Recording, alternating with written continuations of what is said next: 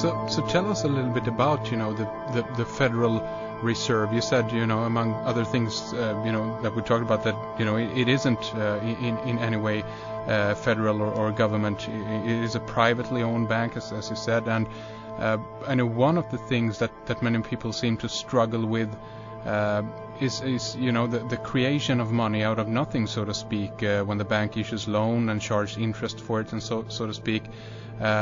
Was this something that came about after the creation of the Federal Reserve, or was this system in place beforehand? How did that work? Yeah, good question. First of all, back to the nature of the Fed. It's not entirely true to say it's a private corporation. It has some of the characteristics of a private corporation. And it's certainly not true to say it's a government agency, although it has some of the characteristics of a government agency. Mm-hmm. In truth, it is a hybrid structure that was created for the specific purpose of housing this creature. It was a structure that was created by Congress. It was enacted by Congress as a law, so it became like a corporation. It has that status. But it's not a typical corporation in terms of the stockholders having the right to select their board of directors and all that sort of thing. Mm-hmm. The board of directors at the national level are, and especially the chairman, are all appointed by the President of the United States. So you have this crossover. It looks, depending on which side you're looking on, it may look like a government agency because the President appoints people to the board. But you look at the other side of it, and it looks like a corporate structure because it has stock and it has a board of directors and so forth. Mm. But the truth of the matter, it is a hybrid structure.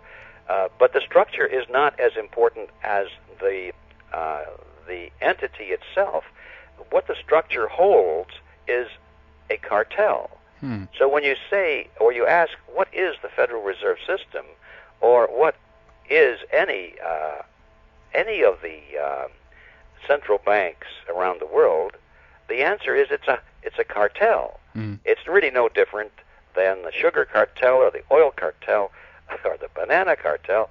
It happens to be a banking cartel, which means it's made up of the largest players in the field, the largest companies in the field, who have come together for the purpose of reducing or eliminating competition between themselves in order to dominate the market and improve their profit margins. Hmm. And in this case, the cartel went into partnership with the government. So, because see, one of the problems cartels always have is how to enforce the cartel agreement. Yeah. You can have an agreement with another company, but if the other company backs away and says, well, we've changed our mind, we're going to start to sell our oil cheaper than we agreed to, there's nothing that the other oil producers can do about it unless they convert their cartel agreement into law. Now, if they can get some country to pass that cartel agreement as though it were a law, now the other companies cannot back away, because then the governments will step in and send in the police and the army, if necessary, to force compliance with the cartel agreement. So cartels always like to go into partnership at some level with their governments. Yeah. And so that's what they did. It was a classic case here. The cartel went into partnership with the federal government so that the government would enforce the agreement, and then they made it look like a government agency. So the answer to the question is no, it's not a government agency, and no, it's not a private corporation. It's a hybrid, but its essence is it's a cartel, which is being held up by that structure. Ah, I see. Now, all right, having said that, we come to the question of how is money created? Well, since we know it's a partnership in a sense between private banks and the government, you know that people don't go into partnerships unless there's something to be gained for both sides. That's right. So the question is, well, what's to be gained for the government, and why do the banks do this? What do they get out of it? And the answer to both questions is to be found in understanding the way in which money is created. So I guess we have time for this, so I'll try and make it as short as possible. Yeah, sure. It's an interesting trick. How does money come into existence in the modern world? Well, I call it in my book, I call it the mandrake mechanism. Yeah. When I was a boy, back in the 1940s, there was a comic book character called Mandrake the Magician. Yeah. And Mandrake had this big cape, and he could wave his cape around and materialize things out of thin air. And then he could wave it again, and they would just disappear. So I thought, that's what they do at the Federal Reserve. They just make things out of thin air, and then they make it disappear again. And the thing that they're making appear and disappear is called money. So here's how it works. Let's start with the government side, see why they're in it. We know that governments like to spend money in order to buy votes, literally. That's the short-term way of saying it. They know that if they can provide benefits to the voters, they're more apt to get reelected. So politicians have this great need to spend money. But at the same time, they know that if they raise taxes, that makes them unpopular. Yeah. They tend to get unelected. So the big trick with any politician is how to increase spending and decrease taxes. They go in opposite directions. And you say, well, it's impossible. You can't have both. Well, it is possible if you are willing to borrow money. And anybody can spend more than they earn if they borrow the difference. Sure. The only thing is with everybody except governments, you have to pay back what you borrow. But with governments, they can promise to pay back what they borrow, but they don't have to do it. Because who's going to take them to court? They are the court. That's right. Who's going to send the police in? They are the police. Yeah. So that's a little different when governments make promises to pay back. And so governments are willing to borrow money. Well, let's see how they do this. A government would say, we need more money this month than we are willing to take in taxes. So they come down to the Federal Reserve System. This is all figuratively speaking now. Sure. It doesn't really happen like this. It's all done in computers today. But let's just imagine some guy from the Treasury gets in his car and he goes over to the Federal Reserve building and he walks in and he says, well, I want to talk to the manager here. And the manager says, yes, sir, come in. We've been expecting you, because he goes in there every day. And the manager says, well, how much money do you need today? And let's say the Treasury official says, well, another $1 billion would be fine, thank you. The manager of the Federal Reserve says, no problem. And he pulls out his big checkbook and he writes a check to the United States government for $1 billion. Signs it, hands it over. The guy says, thank you, goes out with the check, and deposits, on his way out, he deposits it into one of the member banks of the Federal Reserve System. And now the government of the United States, or any government that operates this way, now has $1 billion in its checking account, and it didn't have to charge 1 cent in taxes for it. It got it from the Federal Reserve. Okay? Now, the question is, well, where did the Federal Reserve get it? Yeah. And the answer is nowhere. They didn't have it. They just created that money out of thin air. It didn't exist prior to the signature on that check. Now, if you and I were to do that, we'd go to jail. That's right. But the Federal Reserve can do it because they're authorized by law to do it. That's what they're supposed to do. Yeah. That's the reason the politicians like this arrangement, because they don't have to raise taxes. They can go to the public and say, we're going to borrow money from the public, and the public is usually willing to give them quite a bit in the way of loans through government bonds, treasury bills, and notes, and so forth. Yeah. But usually not enough. So there's always shortfalls, and then that's where they go down the street to the Federal Reserve, and they can get any amount they know at the last minute, if necessary. They can get it from the Federal Reserve because they're obligated to do so. So that's why the politicians are in it.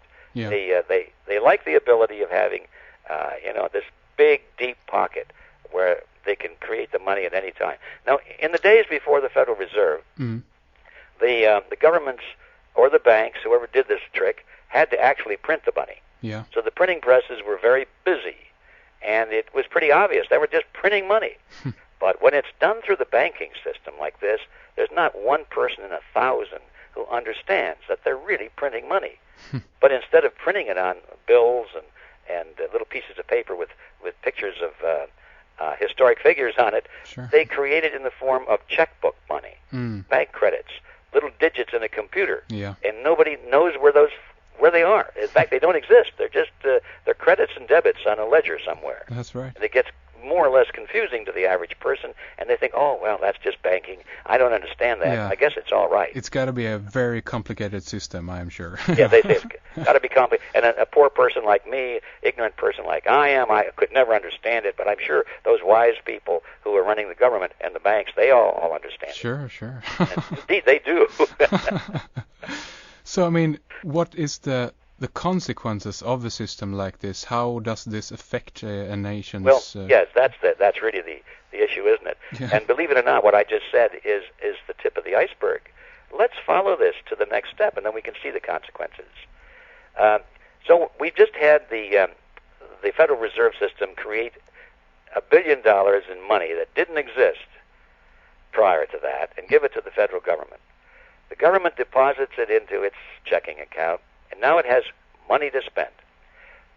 Let's assume that it gives a $1,000 check to the federal employee that delivers my mail. Mm. The postman gets a $1,000 check, and he says, boy, this is good, I need this money. So he takes it down to his local bank. Now that $1,000 that he's got in this check, remember, didn't exist yesterday. It's brand new money. Mm. But it hasn't gotten into the economy yet. It's just gone to the postal worker. So, but he's got a check, and he takes it down to his local bank, which is a member of the Federal Reserve System, and he deposits it into his checking account. Mm. Now it's out of the Federal Reserve and government cycle and into the commercial banking side of all of this, and this is where the money supply of the nation grows. It's a $1,000 deposit into the commercial banking system, into this postal worker's private account. Mm. See? Now, let's imagine that I am the banker of that bank. I'm the president of the bank, and I could go over to I could stand up from my desk and announce to everybody in the bank, I could say, attention everybody, I have some good news. This gentleman over here has just deposited $1,000 into our venerable bank. Mm. And now we have money to loan. Okay? Yeah. Now everybody in the bank is very happy to hear that because a lot of them are there to borrow money. They're not there to put money in. They're there to borrow money. Sure, yeah. And they know that if the banks have lots of money to loan, generally that means the interest rates are lower, and so they get a better deal. So they're happy to know that the bank has money to loan. Mm.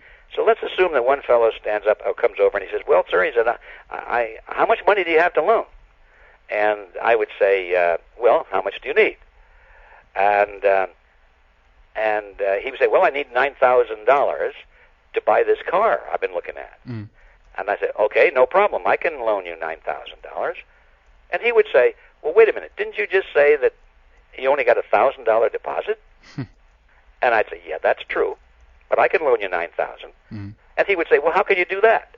And I would say, never mind how I can do that. It's all legal. Don't worry about it. I can do it. Yeah. Sign the papers and shut up. It's magic. That's what it is. Magic.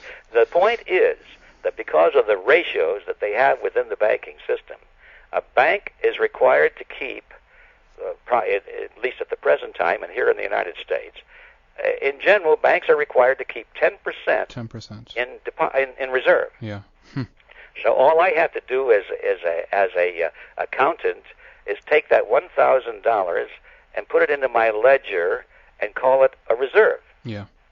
Okay, now I've got a reserve of $1,000, and that means if